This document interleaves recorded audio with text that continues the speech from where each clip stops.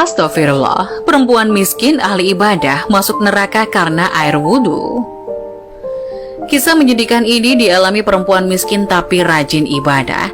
Kadang kita sebagai manusia sering fokus melihat hal-hal yang besar, padahal sesuatu yang sudah jelas tampak dan jelas hukumnya, pasti hukumannya juga jelas. Akan tetapi bagaimana dengan hal-hal kecil yang justru kita harus perhatikan? Terkadang hal-hal kecil ini justru yang akan menyesatkan. Berwudu adalah kegiatan yang memberikan kebaikan dan banyak manfaat. Dengan berwudu dan menjaga wudu, umat muslim akan tetap suci dalam lindungan Allah. Lantas wudu seperti apa yang menjerumuskan umat muslim hingga ke neraka? Berikut ini adalah cerita tentang dua orang dengan kondisi yang kontras, seorang laki-laki kaya raya dan perempuan papa. Dalam keseharian pun keduanya tampak begitu berbeda. Sang lelaki hidupnya padat oleh kesibukan duniawi, sementara wanita yang miskin itu justru menghabiskan waktunya untuk selalu beribadah.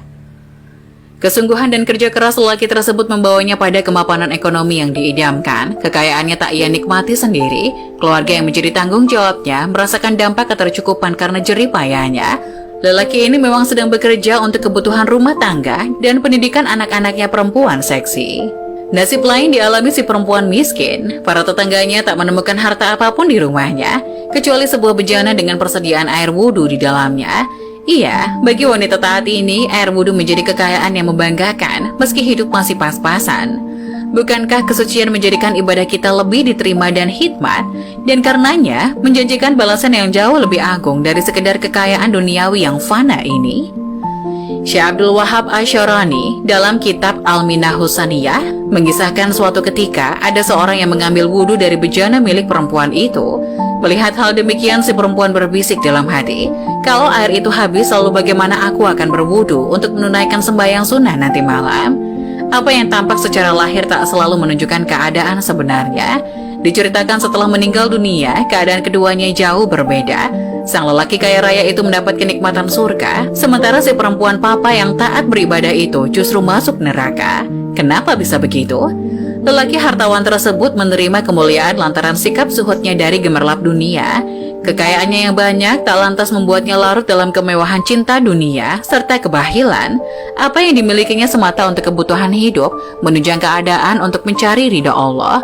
Pandangan hidup semacam ini tak dimiliki si perempuan.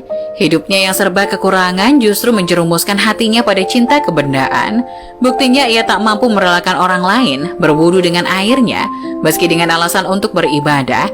Ketidakikhlasan adalah petunjuk bahwa ia miskin bukan karena terlepas dari cinta kebenaran, melainkan dipaksa oleh keadaan. Syekh Abdul Wahab Asy'arani menjelaskan dalam kitab yang sama bahwa zuhud adalah meninggalkan kecenderungan hati pada kesenangan duniawi, tapi bukan berarti mengosongkan tangan dari harta sama sekali. Segenap kekayaan dunia direngkuh untuk memenuhi kadar kebutuhan dan memaksimalkan keadaan untuk beribadah kepadanya.